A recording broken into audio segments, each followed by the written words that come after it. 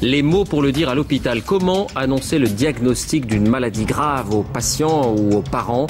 Les médecins sont désormais formés, nous irons. L'un des moments les plus délicats, les plus redoutés peut-être pour les médecins et surtout pour les patients. Comment annoncer à quelqu'un qu'il est atteint d'une maladie grave, parfois incurable? Certains se souviennent toute leur vie de ce moment. Eh bien, une formation expérimentale est proposée à Nantes au personnel de santé. Les mots pour le dire, c'est le dossier de cette édition. Il est signé Perrine Bonnet et Frédéric Faure. Elle est de nature joyeuse et ça l'a bien aidée. Non, ça va, là, il est bien mis, là. Ça va. Mais cette jeune femme n'oubliera jamais comment elle a appris qu'elle était malade. C'était l'année du bac. Elle consulte pour des vertiges, de la fatigue. Pas de diagnostic, les médecins restent évasifs. Jusqu'à cette soirée où tout bascule dans sa chambre d'hôpital. J'avais subi des examens, etc. Personne ne disait quoi que ce soit, ni à moi, ni à mes parents. Et puis un soir, il y a un interne qui est rentré à 8h du soir dans la chambre en disant « Alors, c'est ici la sclérose en plaques ?» Comme une évidence, avec un espèce de ton enjoué comme ça, où juste vous êtes saisi. Hein, c'est pas sur le coup la première annonce comme ça.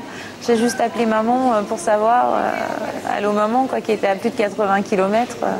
Ce soir-là, l'interne a donc annoncé à une adolescente de 17 ans, loin de sa famille, une maladie incurable.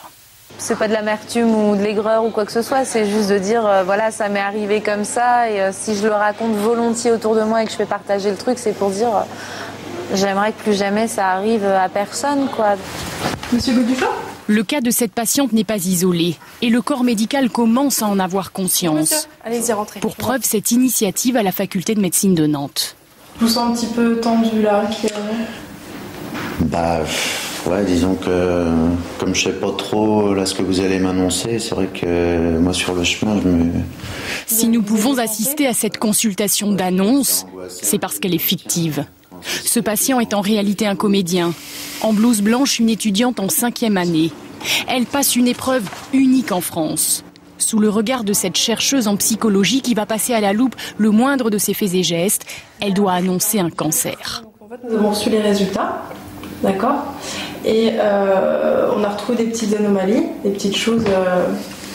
Et donc ce serait, si vous voulez, en faveur d'un cancer, du rectum. Ah, carrément.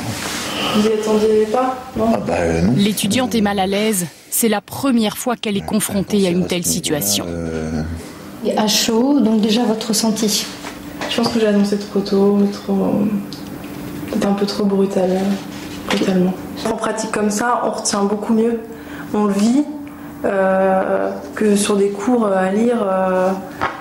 Je pense qu'on peut le lire 3 fois, ça rentrera pas.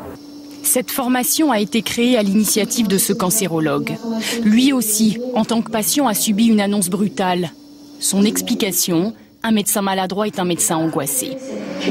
Là, t'as dit ne vous inquiétez pas, puis après tu parles de choses graves, donc tu vois, ça vient en contradiction. Il faut bien comprendre que si les médecins ne sont pas bons, c'est aussi qu'ils se protègent parfois. Et qu'ils mettent leur protection finalement au mauvais endroit. Mais cette formation pratique coûte cher. Alors aujourd'hui en France, l'immense majorité des étudiants en médecine continuent de ne recevoir qu'un enseignement en psychologie à minima, 1 ou 2 heures de cours purement théoriques.